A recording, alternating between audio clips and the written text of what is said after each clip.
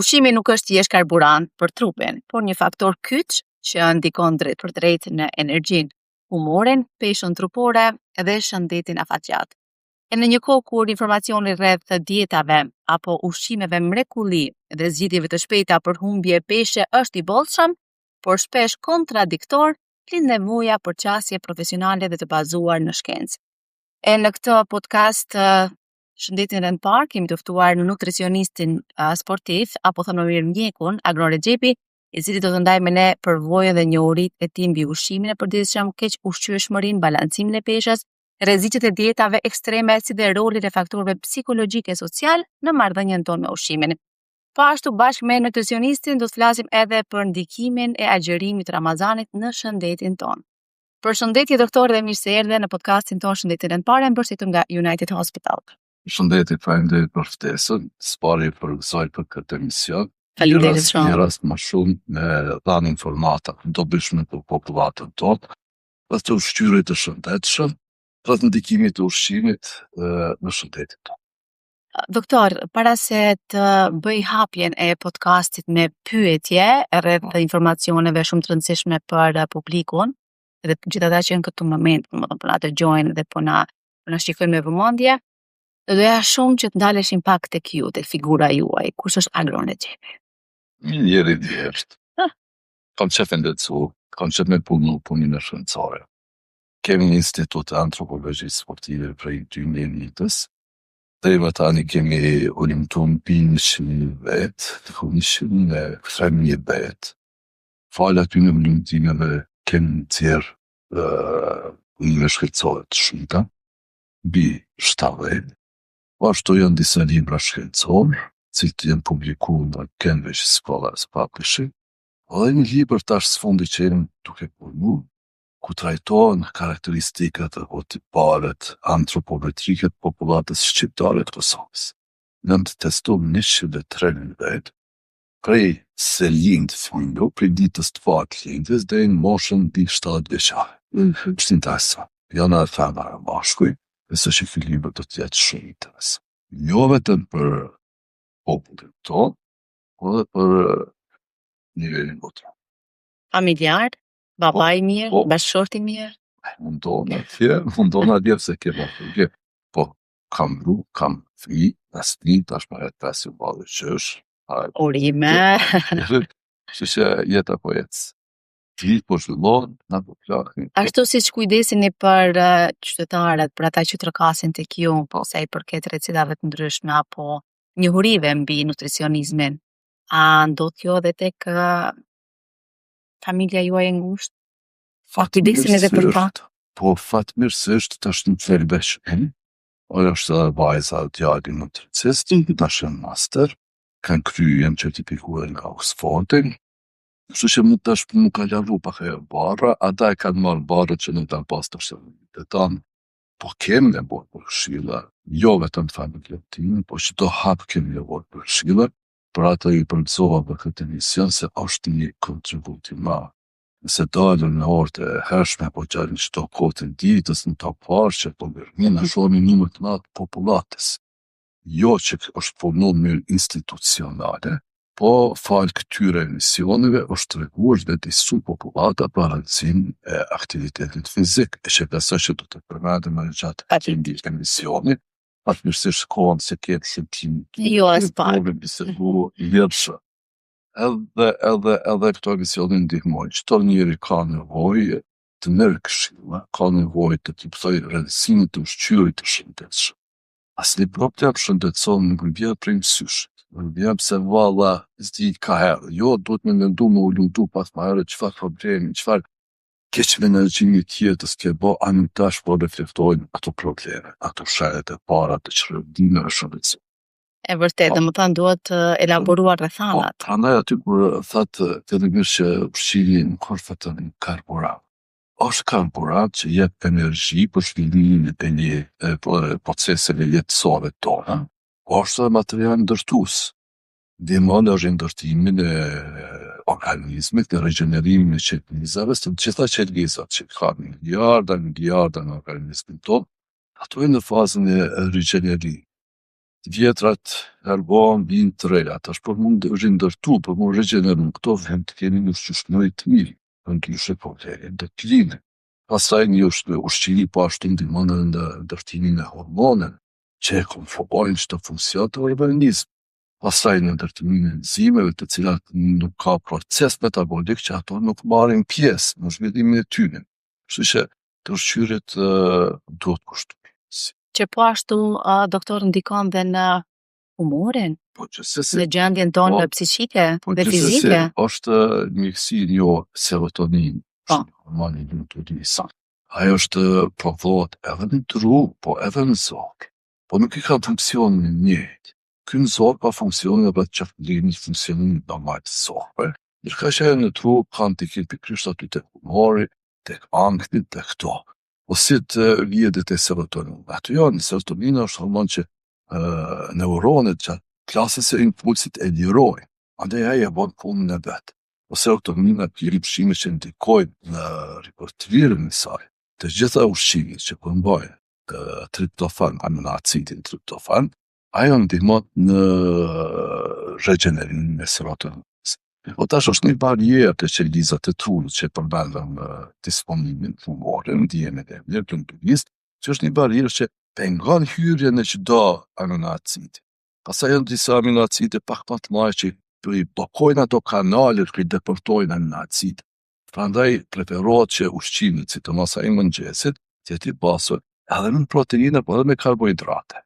Pse karbohidratet e ndikojnë në lirimin e insulinës. Insulina është hormon që është përndar sheqerin. Ne po kur kemi proteina, ndihmon në sintezën e tyre, ndihmon në regjenerimin, në riparimin e problemeve në muskujt që ke, po edhe i shtyn triptofane që të deporton në neurone, ku do të ndihmon në riciklimin apo regjenerimin e serotoninës.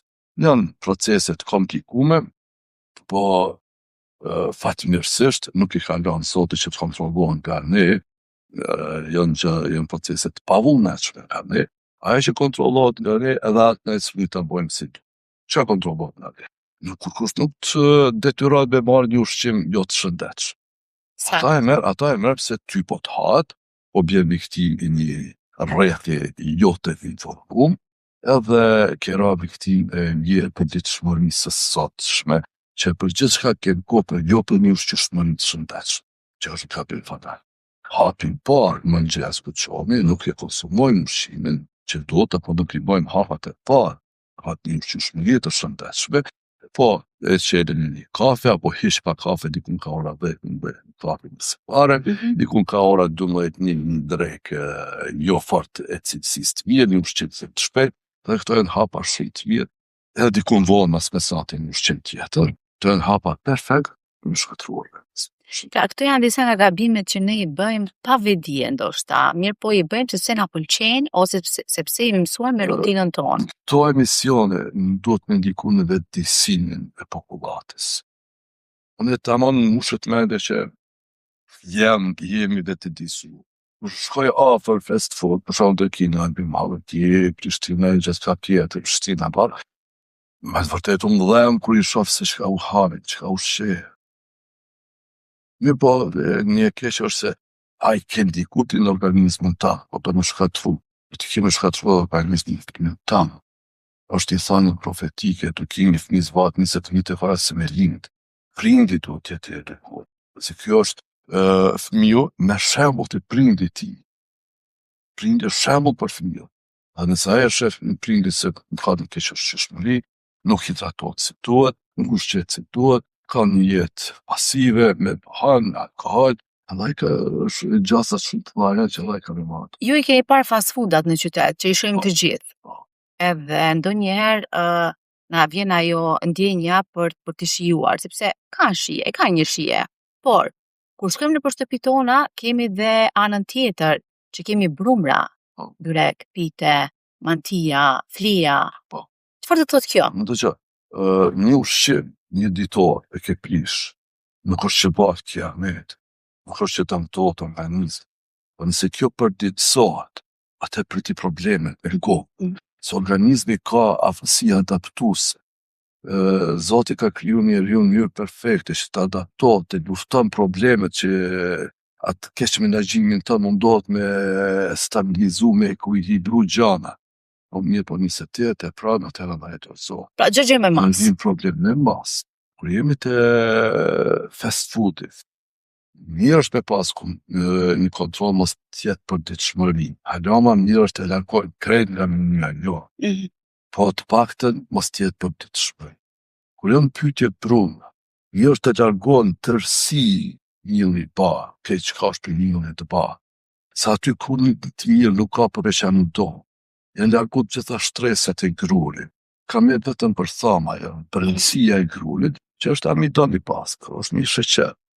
Prandaj, nëse dojmë bruna, të marrëm ato integral, me kokrën e grurit të plotë, Branda, po. Po, ajo nëse konsumohet edhe duhet se aty kemë fibra, aty kemë vitamina, aty kemë minerale. Edhe mandej kemi edhe karbohidrate, që është shumë nevojshme. Mos të harrojmë se nuk du me lanë këtë informat pa e përmen, me kohtuese në shumë emisione, se nga antropologët e hershëm që kanë studi populatën shqiptare, ata e kanë përshkru populatë, për shembull Kuni, dikon vitin 1920, atë ka parë disa vendime në Malsi Deveri.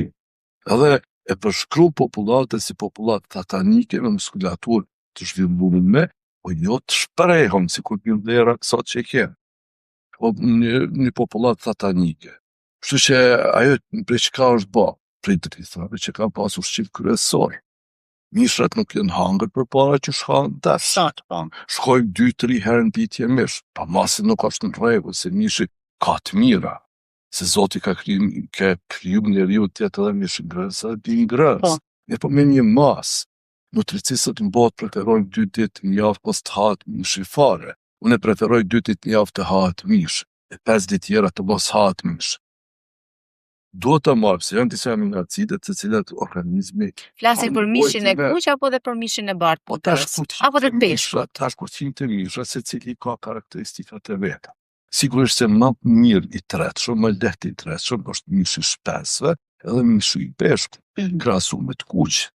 Edhe ma toksik është i kuq. Mirë po, tash, a kemi mish kvalitativ? Nuk kemi mish kvalitativ.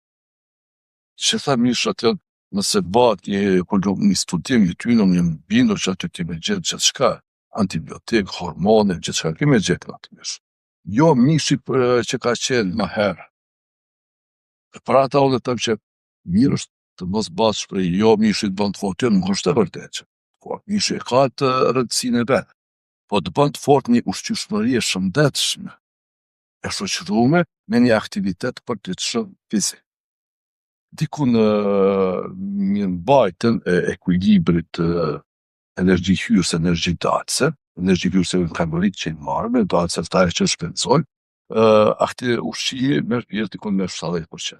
Sa i rëndësishëm është balancimi i makronutrientëve, siç janë proteina, karbohidrate dhe yndyra, si dhe të na flasësh edhe për hidrimin dhe funksionimin normal të trupit tonë. Mirë, po fillojmë së pari me makronutrientët, ekuilibrimin e tyre.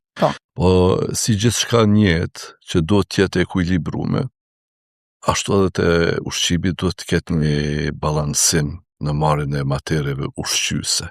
Uji është jetik për organizmin. Përderisa pa ushqim njeriu mund të jeton varësisht për rezervave, po një person i ndërtuar normal, një mashkull 75 kg, ai mundet të ka dikon rezerva rreth 100.000 kilokalori, mundet me jetu, nëse marrë minimumin 2.000 kilokalori në ditë, mundet me jetu dikon rreth 50 ditë pibjen. Pa ushqim, vetëm ujë me pas. Pa ujë, pak ditë mundesh me jetu. Po nëse teprohet uji, edhe ky do të ketë probleme shëndetësore. Nëse mirët në sasitë tepërt, për shembull vi 5-6 litra në ditë, ti kemi kaluar në hiponatriemi, ku do të vijë deri te një edem, një ajër e qelizave të trurit. A është jetik? Kur janë pyetje makronutrientët, fatmirësisht nutricionistika ka dhënë disa përqindje se si duhet të qëndrojnë raportet mes tyre. Jo të shkojmë ta ditën të ushqimit vetëm me mishra. Kjo ka ndodhur, tash më kujtu Richard Luani Treshi, po më duket ka qenë kur janë bërë kryqëzatat. Edhe në atë kohë ka qenë Salaudini, ai mbreti tjetër, që kanë luftuar shtrit rreth Jerusalemit. Richardi, mbreti I Anglisë, ka pas ushqim vetëm me mish, edhe është smu. Mjekët e Salaudinit kanë shku me pemë perime e kanë shëru. Kështu që tash kjo propozimi I nutricionistikës na ndihmon që të mos bijmë gabime. Jo po ma kana që të ushqim, është I shishëm, e tarveç me që të ushqim unë do të ushqena. Jo, se organizmi ka nevojë për gjithë shka me marrë nga pak. Jo një ushqim, e tash me këtë ushqim unë do të vazhdoj derisa të më irritohet ma. Jo, për gjithë kujt nga pak do të marrë. Propozimet e nutricionistikës janë dikon 50-50% karbohidrate, jo karbohidrate në formë thjeshta, pra në formë të sheqernave, se këto e rrisin shpejt energji, po dhe ullet shpejt energjia, edhe japin probleme tjera, jo karbohidrate në formë të miellit të bardhë, që ka produktet millit të bardhë, është aty mos time përmend, po karbohidratet jenë prej drithrave integrale, prej pemëve perimeve. Pastaj, yndyrdat shkojnë diku me 20-30%. Për këtyne, jo ma shumë se 10% jenë me origjinë shtazore. Shumica do t'jenë me origjinë bimore. Ndërkaq proteinat shkojnë 15-20%. Shumë dieta përdorin atë efektin termik të proteinave që shkon deri në 30 për me humbë peshë. Edhe kryesisht ushqimi bazohet vetëm në mish. Po nuk e din se nuk është qëllimi një mbi peshë që ndoshta do të trajtojmë ma vonë, nuk është qëllimi një mbi peshë të humbet shpejt pesha, se ajo do të kthehet ajo peshë. Po qëllimi është të bëhet riedukimi I organizmit. Prandaj edhe ajo marrje teprisë e proteinave mund të shkakton dëmtim të organizmit, se lirohet nëse mirët mishin sasi tepër që mendohet se ka proteina shumë, e ka ushqime tjera që kanë ma shumë se mishi, atëherë tek ne do të shkaktohet një intoksikim, bëjmë një helmim të organizmit, një diagnosi të mëlçisë, teprica proteinave që kanë ndodhur në organizëm. Angazhohen veshkët me largu që mund dëmtu, sasia tepërt diagnosi mëlçia. Mirë, doktor, unë doja që të ndalesha tek mishrat. Po. Kemi 3 lloj mishrash. Po. I kuqi, I bardhi, më thonë I shpesve, edhe mishi I peshkut. Po. Gjallësave të ujit. Po, gjallësave të ujit. E keni fjalën për mishin e kuq në veçanti apo edhe për këto 2 lloje tjera? Po, dëgjoj, të gjitha janë të pasura me proteina. Po. Jo sa ka një kokrave. Kokrave s'ka proteina, po thuaj se e ka atë indeksin deri në 100%. Është shumë më e mirë sa krahasim me mishra. Po edhe këto kanë proteina. Mirë, po tash dallimi mes tyre mund të vijë tek sa janë toksik për organizmin, edhe sa është tretja e lehtë e tyre. Okay. I shpesve dhe I peshkut është ma lehtë I tretshëm dhe ma pak toksik krahasu me të kuq. Mirë po nuk do të thotë tash që do të largojmë edhe këta pse qenë ka toksik dhe ma mos të marrë fare. Jo. Nutricistët botror preferojnë që mishi të hahet 2 ditë në javë të mos hahet mish. Okay. Do të thënë 5 ditë ha, 2 ditë jo. Po edhe ato ditë kur han jo 3 herë në ditë mish. Mjafton për një racion në mishit, po. Të tjetë një drejk me mish dhe kry punë. Ndërkaq, unë kam qef me propozu, me preferu, që 2 ditë në javë të hahet mishi. 5 ditë tjera mos të hahet mishi. Na mjafton 2 ditë në javë sa dush të konsumoj mishin. Kur ma shumë s'ka pas ushqim, po kur me ma pak cilësi s'ka pas ushqim. Të më thënë ka me bollëk, por cilësia është e dopt. Po gjithmonë kur të është kuantiteti kualiteti bie. Okay. Për këtë arsye duhet që të kemi kujdes kur të shtrohet tryeza, të marrë për gjitha ushqime nga pak. Por edhe tjetë edhe një kafshat për një ushqimi, që se ki me bollak në tjetër natë, ajo ka diçka që tjera të ushqime nuk ka. Edhe kështu do të rrujmë atë balancën në organizëm, do të arrijmë një ekuilibrim të marrjes së mikro dhe makronutrientëve. Te mikronutrientët kemi vitaminat, mineralet. Para mendon një selen, është një mikroelement, një mikromineral që ka nevojnë sasi shumë të vogël organizmi, mungesa ati çfarë rregullime të mëdha të pjanë. Ta humb disponimin, madje të shkakton probleme është antioksidant shumë I fuqishëm. Mirë po, mundet me shkaktua edhe probleme të formës të difuz gojtrës, të rritjes së gjandës së të tiroides, edhe me probleme të funksionimit të saj.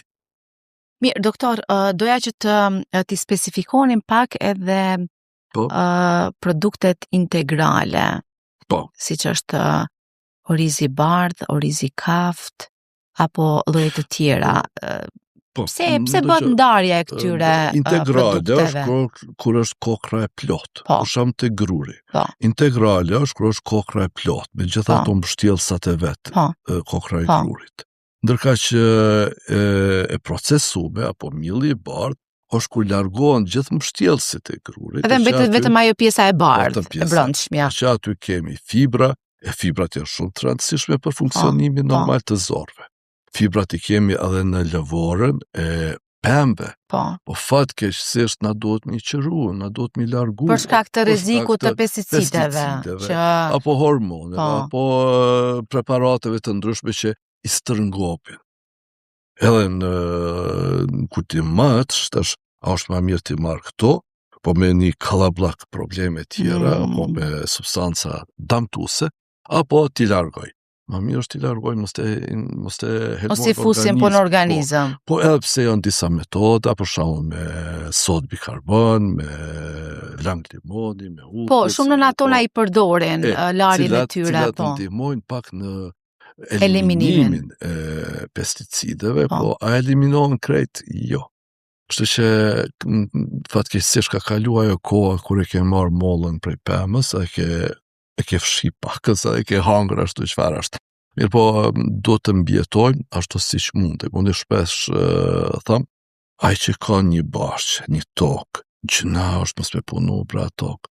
Mos me hangër frytin e vet, atë punën e vet, mos me shiju aty. Po shkon edhe merr në qyri fshatra tona. Kosova përpara është njohur si toka më pjellore në ish Jugosllavi. Për shkak të rjellevit, ka qenë njohur termi hambari i Jugosllavisë është Kosova. Tash çka ka mbet ndërtim. Prej Prishtinës deri në Ferizaj kanë qenë krejt lule dielli, drithra, që çka ka pas të mbjellur. Dhe ashtu duhet edhe tash veprohet. E jo me beton, me gure, me gjithçka kanë mushur këto pjellore të Kosovës. Po pse doktor nuk po e preferojnë me qytetarët apo edhe ata që jetojnë në këto zonat rurale domethënë larg qyteteve, pse nuk e preferojnë mbjelljen e këtyre tokave? Apo ndoshta dinamika e jetës, cili jetës është ndryshe sot? Mendoj që jeta e qytetit, edhe pse këtu kanë jetë shumë më të vështirë se në fshat, mendoj që është më e mirë edhe vazhdojnë të jetojnë këtu. Ata që janë qytet, sikur të kishin pas vend jashtë, unë jam i bindur që kishin me dalë me punu tokën për me jetu më mirë. Unë mendoj që shumë më profitabile edhe nga aspekti material është nëse dikush ka tokë, bën një ser, apo e kultivon pemë perime, apo edhe drithra, po me qenën sa më shumë bio. Me qenë pa veç atë periudat kohore kur s'mundesh ma pa e batë spërkatjen, ndyshe mos mi stërngop aty me hormonet. Me hormonet, po që të cilat pastaj... me preparatet ndryshme kimike. E kjo kishte me qenë edhe biznes i mirë. Kishte me pas një familje të shëndetshme, po vjen koha që... Edhe fitim prurse. Po vjen koha që gjithmonë po kërkon ushqimet e shëndetshme. Ose si quajmë ne bio. Po, populli po vetë dijsot që me këto ushqime që po i konsumojmë, ne krejti tim që as nuk e kanë shijen e ushqimeve që kanë pas përpara. Fatkeqësisht jo. As aroma nuk është aty në ushqimeve që kanë pas përpara, që kemi pas. Mirë po, tash kur s'ka shi, bon edhe bresh. Po, jemi në kërkim të shijeve të para 10, 15, 20 vitesh. Po, e vërteta është, ajo po mungat, ajo ka qenë shije natyrale. E vërteta është që me lmesa të ndryshme, po japin shije ushqimet, po ishte fjala tek fast foodi. Mirë po, kemi ardhur atë kohë që gjithçka e shishme nuk është edhe shëndetshme. Po. Prandaj duhet pasur kujdes çka po konsumojmë, çka po hajmë, çka po pim. Ti kushtojmë rëndësi shumë hidratimit që e përmende, se mbi 75% popullatës në përgjithësi mendojnë që është e dehidruar. Nuk merr sasi të mjaftueshme të lançeve. E këtu e mas shumë të rrezikon fëmijët dhe moshat më të shtyme. Po, doja t'ju pyesja sa i përket edhe ujit, pra hidratimit të trupit. Është e rekomandueshme që edhe nëse natën të zgjohesh i etur edhe pi ujë? Po kështu, nëse ke bë hidratimin si duhet gjatë ditës. Pak kime pas probleme, pak kime pas nevojë me konsumu ujë natën, përveç se nëse ke probleme smundit sheqeret, apo me një dehidratim gjatë ditës, apo me një problem tjetër. Po nuk është ndonjë problem kur të pijet me pi. Po është problemi tjetër pse ta mos e bëjmë për ditëshmëri, pse në momentin që ndim etje, edhe kemi shu etjen, ne ende 1% peshës tonë jemi të dehidruar. Për shkak se qendra që reagon në dehidrim, qendra e etjes, ajo reagon kur ti je i dehidruar më shumë se 1%. Momentin që e shun etjen, ti ke nevojë edhe 2-3 gota kësaj masie me pi, në mënyrë që të arrish hidratimin e mjaftueshëm. Sa litra ujë i do një trupi njeriut? Këtu tash janë disa tregues të ndryshëm. Disa thojnë 6-8 gota, disa thojnë 8-10 gota. Mirë po, asnjëna prej këtyre nuk e ka atë saktësinë. Se 6-8 gota nuk janë të njëjtë të mjaftueshme për një person 50 kg, sikur për një person tjetër 100 kg, apo më shumë. E vërtet. Për këtë arsye një tregues shumë më i saktë është 30 ml për kilogram peshë trupit. Duhet të konsumohet ujë. Po jo tash brenda ditës për një orë unë po i pi, për shembull, nëse kam 80 kg, 2400 ml, duhet mi pi minimumi, dhe atë nëse jem tanë ditën ullur, asnjë aktivitet fizik. Përndryshe nëse bën aktivitete fizike, kjo shtohet për 8-10% peshës trupit, kësaj sasie do të mjaftu ujë. Po tash nuk është në rregull që atë ujë ta konsumojmë brenda 1 ore, 2 ore. Ai ujë duhet të shpërndahet në orë caktuar brenda ditës. Tash gabimi tjetër është nëse hidratimi base kur jemi të etshëm, ne na han pemë. Pemë diku deri 20% lëngzojnë, ja kanë lëng. Kanë lëng deri 20% hidratimit ditor bëhet prej pemëve. Mirë po e keqja tjetër e msheft është se me atë hidratim ti kemi marrë dhe kalori prej tyne. Tash të persona që kanë probleme peshë trupit, shumë shpejt mund të vijë te përkeqësimi apo mos humbja peshës trupore. Për këtë arsye unë preferoj ujin e pastër, po nëse don diçka edhe më mirë, çaji.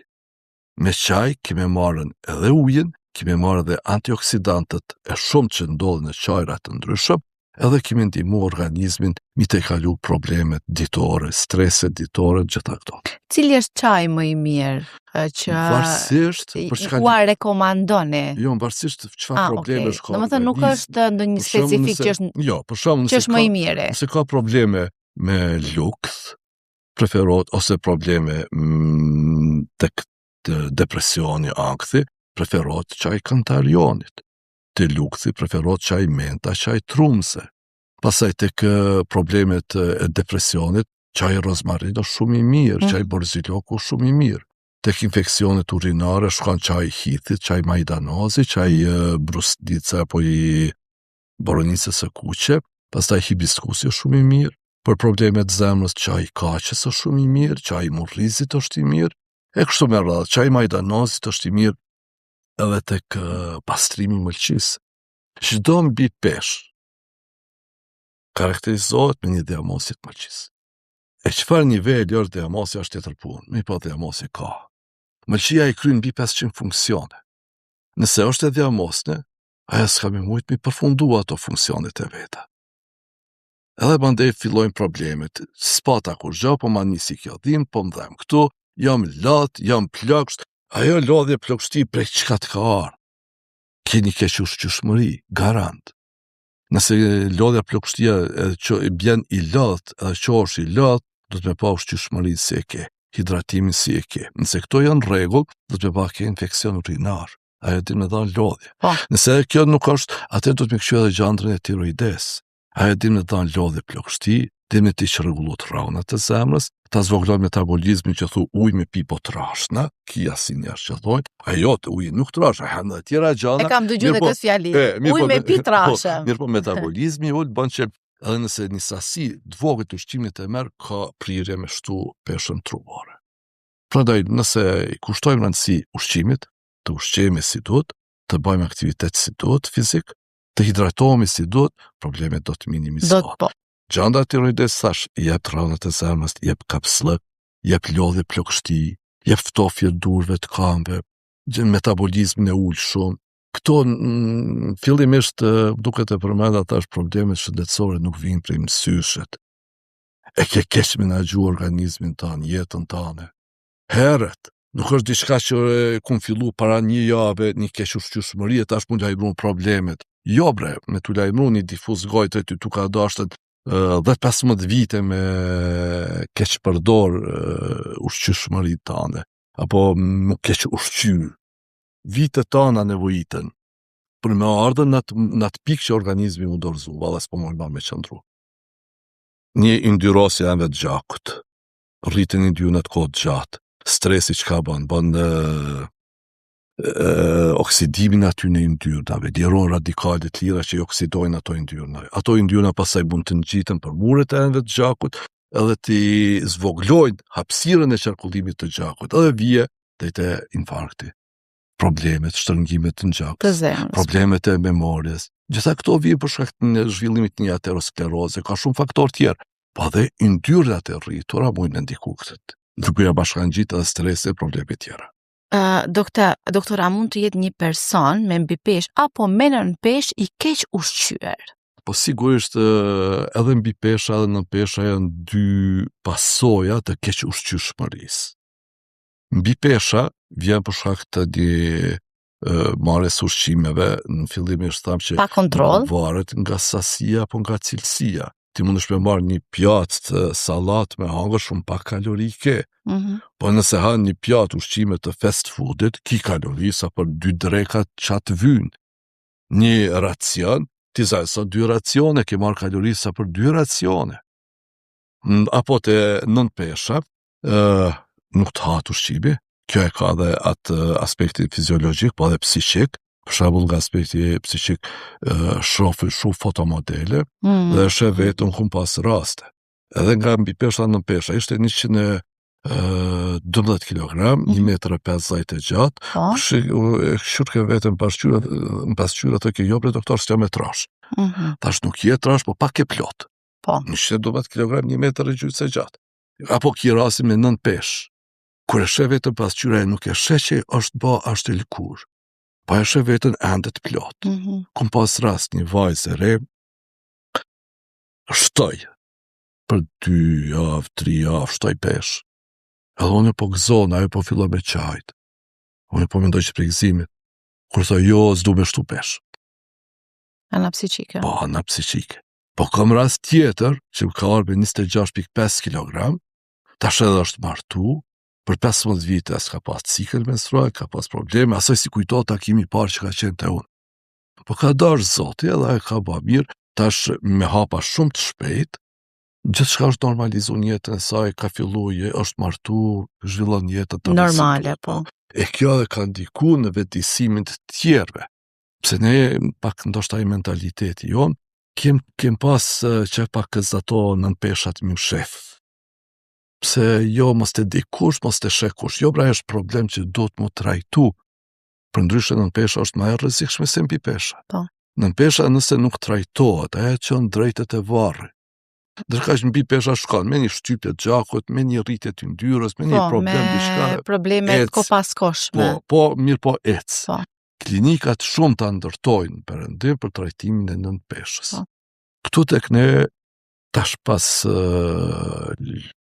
99-ës, ma shumë po na vinë të këqija se të mirat për jashtë. Kështu që edhe problemi mbi peshës veç është u rrit, pa edhe i nën peshës, çdo ditë ma shumë po rritet. Po këto emisione prapë mendoj që kanë ndikuar popullat të vetëdijso. Doktor, cilat janë shenja që tregojnë se pesha trupore po ndikon negativisht në shëndetin tonë? Lodhja, plogështia, thash bjen i lodhën, qosh i lodhën, jo disponimi, shtypja gjakut, çrregullimi i shtypjes gjakut, harresa, po harroj diçka. Po. Prishja thonjeve. Po. Grimcimi thonjeve, zbeja e fytyrës, mavjosje e buzëve. Gjitha këto janë plogështim, pamje shef që është një organizëm i shpenzum. Në pamje shef që është një organizëm që po vuan. Gjitha këto janë shenja që ta bëjnë ta tërheqin veshin, që kujdes çka e ka bën me veten tënde, miru me veten tënde. Kemi obligim për trupin tonë. Ta marrim një trup të shëndetshëm. Pse? Vetëm në trupin e shëndetshëm kemi një shpirt shëndetshëm.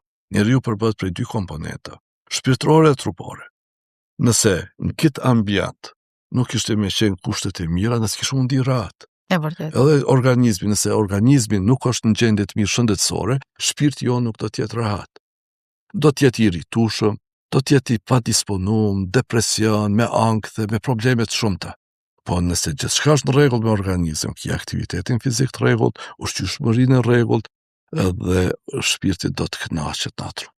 Doktor, e përmandet që nën pesha, po nënvlerësohet një farë mënyre si një gjë e mirë për ta, mirë po e keqe për shëndetin. Pse ndodh kjo, doktor? Apo sepse kompanitë e ndryshme të modelingut, të reklamave e të tjerë kërkojnë një person si vajzë ideal me një peshë jo të madhe. Mos them nën peshë. Ndëgjoj tash tek përcaktimi. Sepse është mirë ta shpjegojmë për ata që ndoshta nuk kanë njohuri dhe të dinë të mira dhe të këqijat e asaj. Fillimisht kisha me shku përcaktimi asaj se çka do të thotë mbi peshë, do të thotë nën peshë. Si ta dim që kemi njënën prej këtyne. Mbi pesha janë disa tregues.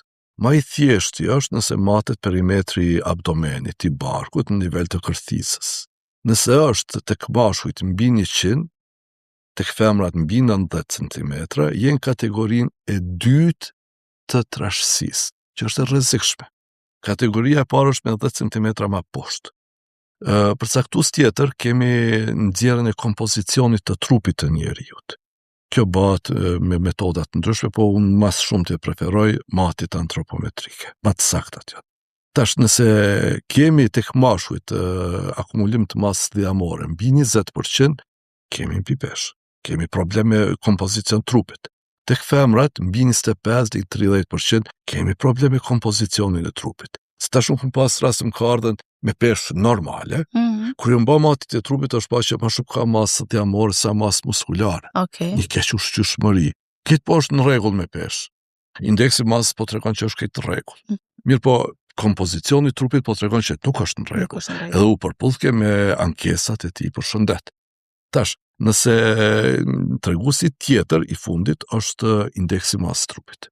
Kjo fatkeqësisht nuk tregon kompozicionin e trupit, po e tregon vetëm raportin peshë-lartësi. Nëse është prej 18.5 deri në 24.9, është peshë normale.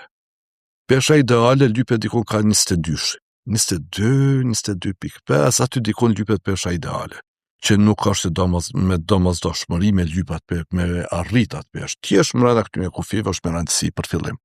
Mandej do të përdy peshën ku ti ndihesh më së miri. Nëse është mbi 25 deri 29.9, ne kemi kalu në mbi peshë. 30 deri 34.9 jemi obez 1. 35-39.9 jemi obez 2. Mbi 40 jemi obez 3, ku është dhezë dritat e kuqe. Alarmi që diçka veç pritse, veç në dëgjo ku po të kërsen me trupin tuaj. Si e mbrojnë. Ndërkaq, ndër 18.5 kemë bëj me 9 peshë. Tash, keqja është po, shofim reklamat shumëta, tash kjo ma shumë ju ndodhë të rinjave. E vërtet. 3-14 vjeçarëve, 15 vjeçarëve që se kanë formuat identitetin e tyre, në kërkim të një identiteti. Edhe ata lakmojnë të banë si dikush tjetër, të duke si dikush tjetër. Çdo person është botë në vete, çdo person është unikat, është i pazavendësueshëm. Prandaj duhet mi shiju ato të mira që ti ka dhënë Zoti në trupin tënd. Jo mi lypën trupin e tjetër kujt. Tash, unë thash pesha ideale është dikon për shembull te 22 kilogram metër katror, nëse shkojmë tek indeksi masë trupit. Mi po nuk do të thotë që tash mu një formul ma ka tregu që unë këtë peshë ideale kam tash me domës don ku më ndjek këtë peshë ideale. Jo, për mua është me rëndësi që të jem brenda kufive normal, dhe aty ku ndina unë mas miri, unë do të ndalna. Pse tash për shkak nëse për mua kishte me qenë një peshë ideale, dikun 74 kg, 75, unë s'dina mirë atë peshë. Edhe se të pretendoj atë peshë ta kem fare. Edhe kjo për trit. Të kem parasysh. Gjithse cili e ka atë të mirën e tij që s'krahasohet me asnjë tjetër. Lype identitetin tënd, mos e lakmoj identitetin e tjetrit. se kur s'mund të bësh si tjetri. A unë kupta. E tash tek një fjali shumë e mirë. Kërkoje identitetin tënd, mos vetëm lakmo tënde, tek tjetri. se a e ke ti një të mirë, çdo njeri ka prirje për diçka, po do të me lyp çka i ka dhënë në çka e ka atë prirje, në çka është më tepër i orientuar. Doktor, po sa rol luajnë faktorët psikologjik dhe social, siç është stresi, presioni, imazhi trupor, në rregullimet e peshës dhe të ushqyerit? Po, atë që përmendëm më herët. Nëse pretendojmë të mposhtëm identitetin tonë, do të kalojmë identitetin tonë dhe të synojmë një identitet tjetër, kemi me pas probleme 100%. Edhe psikogjene, po dhe fiziologjike këna me pas, edhe fizike këna me pas probleme. Pse atëherë ne do të mundohemi me imitu diçka që s'mundesh me arrit s'është e jotja. Edhe probleme do t'jetë. Stresi, thash që stresi ndikon në organizëm, është diçka një jashtme që s'na nevojitet fare ta marrëm brenda vetës tonë. Pse ajo veç për të keq na ndihmon. Ndihmon në lirimin e radikaleve të lira. Radikalet e lira bojnë oksidimin e yndyrnave, tash në radhë të parë. Ato mandej se kanë tepër yndyrna bojnë atë yndyrosin e anëve të gjakut e problemet ndryshme kardiovaskulare. Pastaj problemet kardiovaskulare, ato ndodhin edhe në tru, problemet me anë të gjakut e në tru. Edhe vjen depresioni, vjen ankthi, vjen problemet shumëta. Të mirëmi me vetën tonë, një jetë e kemë, mos të lakmojmë identitetin e askujt. Problemet, jeta është prej momentit që lind fëmiu, gjithmonë probleme ka me pas një jetë. Fatkeqësisht gjithmonë vijnë të urrit ato probleme. Mirë po, kemi aftësi me luftu. Prandaj s'kem nevojë çdo informat ta marrëm në vetën tonë ta përpunojmë. Një filtr, ato që të vynë merri, ato që nuk të vynë largoj. Pse vetëm ajo që tu ka përcaktuar me të ndodh ka me të ndodh. Ajo që nuk e ketë përcaktuar me mos e çaj kokën se s'ka me ndodh kur. Ndërka që kalumja ka shku, mos e çaj kryt për ata. Fokuson të ardhmen, fokuson tashmen, e mandej puno për ta. Shikues të nderuar, vazhdimin e kësaj epizode me doktor Agron Rexhepin do ta bëjmë në epizodën tjetër për të folur rreth ndikimit të agjerimit në muajin e shenjtë të Ramazanit. Mirupafshim.